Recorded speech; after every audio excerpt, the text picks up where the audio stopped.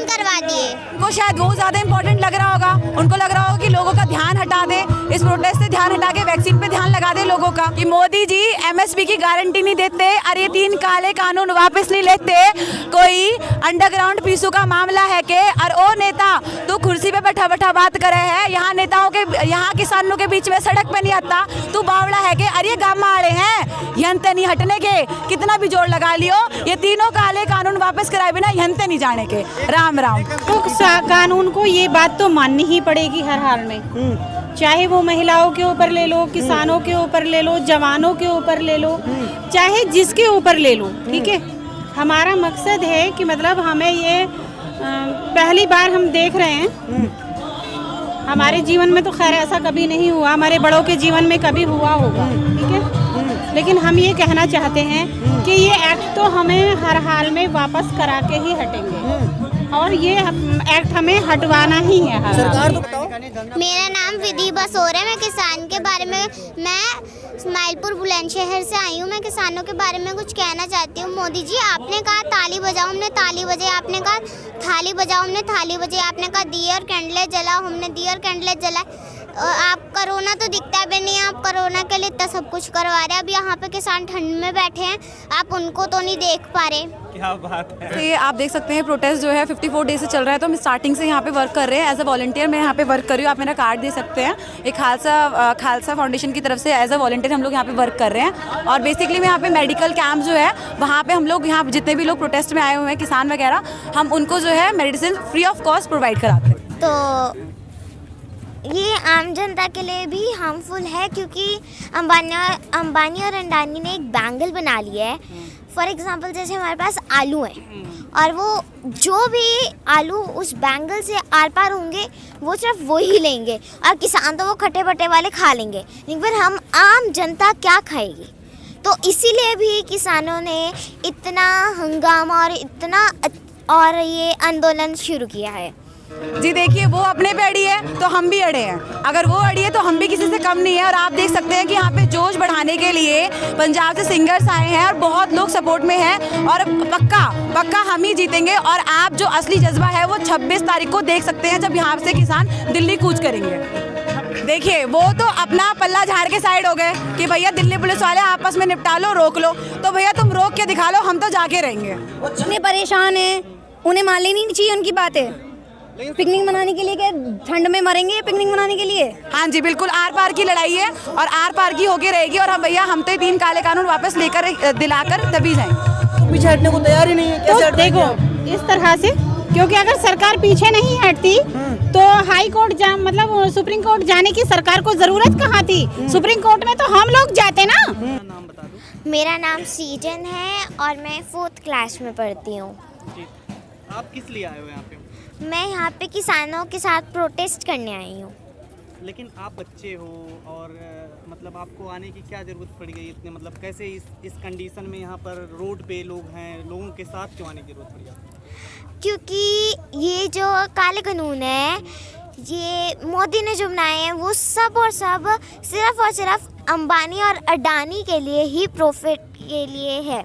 उनको कुछ समझ ही नहीं आ रहा है। हमारे बेचारे मोदी जी फंस गए हैं, वहाँ पे उन्होंने डील कर ली अंबानी अडवाणी के साथ। अब फंस गए हैं कि कानून वापस कैसे ले, जो पैसे पेटियों में भर लिए हैं वो वापस कैसे दे। देखिए जो मेंबर हैं कमेटी के मेंबरों से नहीं मिलेंगे।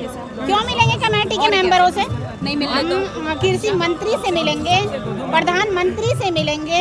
हम जो मतलब जो लोग हमारे मतलब उसमें हैं, जो हमारे बड़े हैं, हम उनसे मिलेंगे। छोटे लोगों से हम क्यों मिलेंगे? किसी कमेटी तो उन्होंने बनाई है ना, हमने तो नहीं बनाई।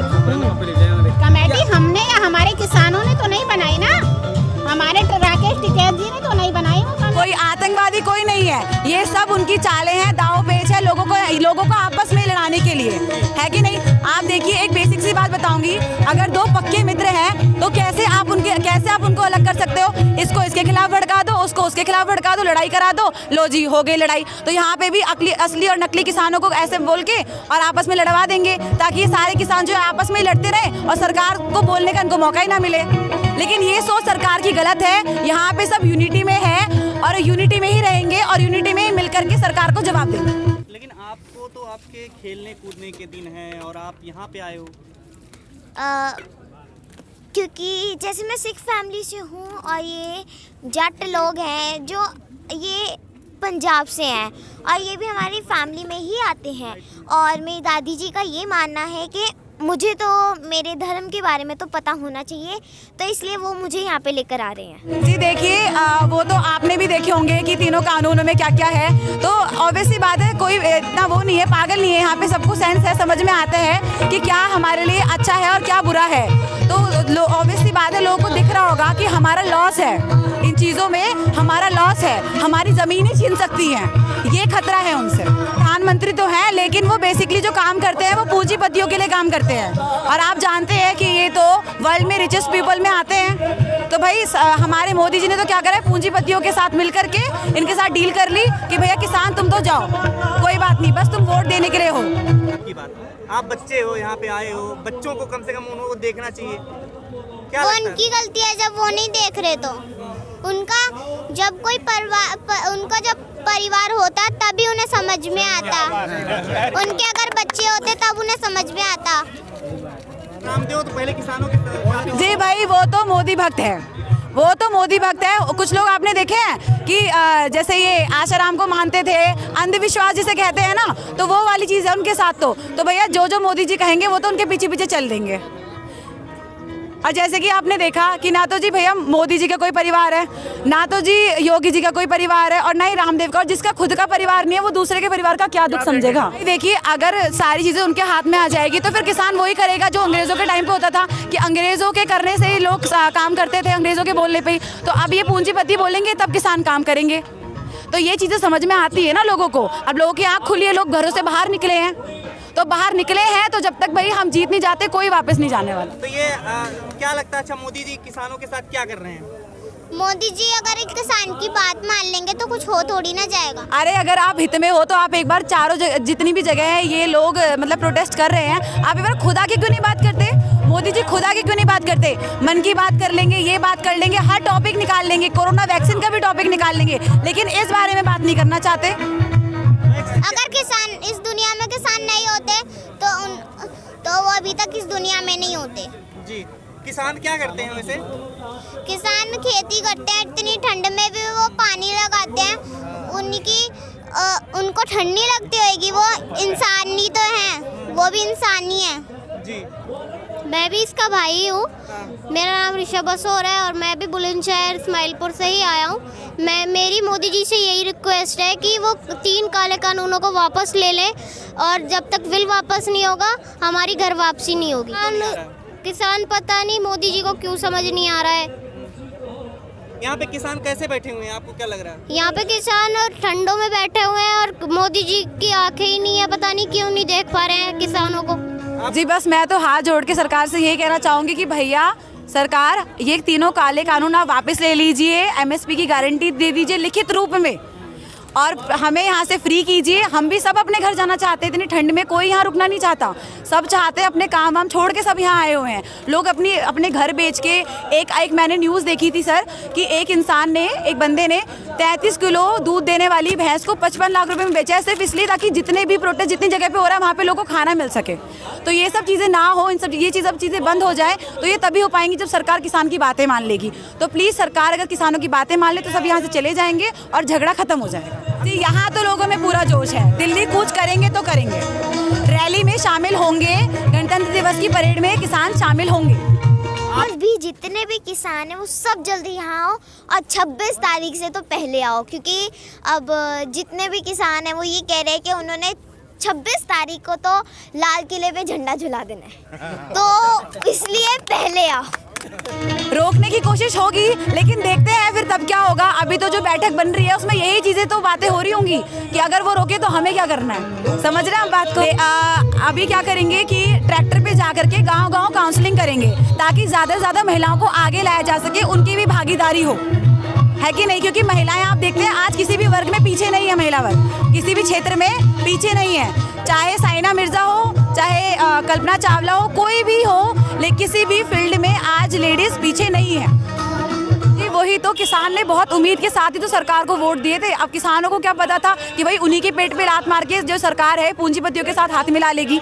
अब किसानों की आंखें खुली, लोगों की आंखें खुली हैं, उन्हें पता चला है कि रियलिटी क्या है। तो लोग आए हैं अपना हक मांगने, और जब इन बंदा अपने पे आ जाता है ना तो अपना हक मांग के ही रहता है। बिल्कुल दिख रहा है जिस तरीके से वो बातें बना रहे हैं कि नकली किसान है, ये है, वो है, लेकिन उससे यहाँ किसी को कोई फर्क नहीं पड़ रहा है। यहाँ पे लोग अभी भी वैसे ही हैं और कोई नकली किसान नहीं है। किसान क्या होता है? खेती करता है, और यहाँ पे जितने भी लोग हैं सब खेती करने वाले हैं, तो किसान ही तो हैं। और कौन किसान होते हैं सरकार जरा बता दे।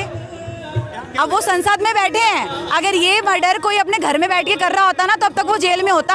अब वो संसद में बैठे हैं तो ये एक मर्डर ही हो एक तरीके से इतने लोगों के, लेकिन उन्हें कोई कुछ नहीं कहेगा क्योंकि वो संसद में बैठे हैं, वो मंत्री हैं, वो सरकार है, लेकिन ये मर्डर है सारे। तो इसके जिम्मेदार आप किसे मानते हैं? जी बिल्कुल सरकार को ही मानते हैं। और भाई हम तो इतना ही कहते हैं कि मोदी जी अगर या तो किसानों की बातें मान लो, और नहीं होता तो आप इस्तीफा दे दो।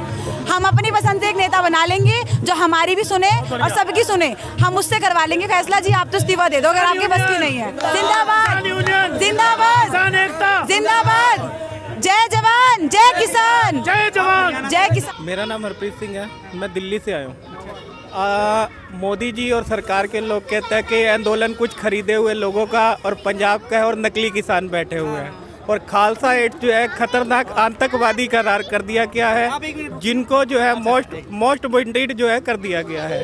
खतरनाक आतंकवादी आपको यहाँ नज़र आ रहे होंगे, जो खाना खिला रहे हैं, लंगर बना रहे हैं, लोगों की सेवा कर रहे हैं, ट्रीटमेंट कर रहे हैं। इस तरह के आतंकवादी तो शायद देश भर में होने चाहिए। ये मतलब इस तरह का आतंकवाद फैलाना मतलब अपराध हो गया।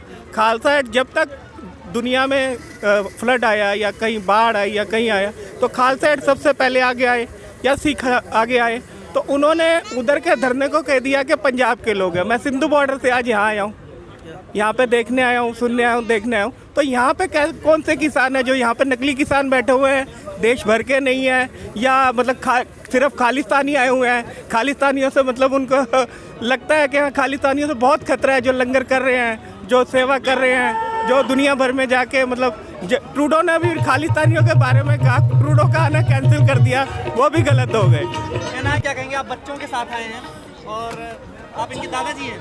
हाँ जी, क्या कहेंगे? मेरा नाम लेकर के आप क्यों आ गए? मेरा नाम किरण पाल है, मैं बुलंदशहर का रहने वाला हूँ। तो ये बच्चे जिद करने लगे, दादू आप रिटायर होके भी यहाँ बैठे हैं, तो ये मुझे जिद करके लेके आए। तो मुझे ये मोदी जी को आंख बंद करके बैठे हुए हैं, जो कि अपने काले कानून वापस नहीं ले रहे हैं, और उनको अगर काले कानून वापस नहीं करेंगे तो हम यहीं मरेंगे, यहीं जिएंगे, यहीं बच्चों के साथ रहेंगे। क्या लगता है भविष्य को किस तरीके से खतरा है आपको, किस मोदी सरकार से दिख रहा है? मोदी सरकार से ये खतरा है कि हमारे जो ये बिल जो इन्होंने वापस नहीं कर रहे हैं, इनसे हम जो 50 रुपये 10-20 रुपये किलो आटा है वो 100 रुपये किलो आटा हो जाएगा। तो हम जो चीज़ें होंगी वो पैक करके करेंगे, तो हम उसमें क्या करेंगे उसको?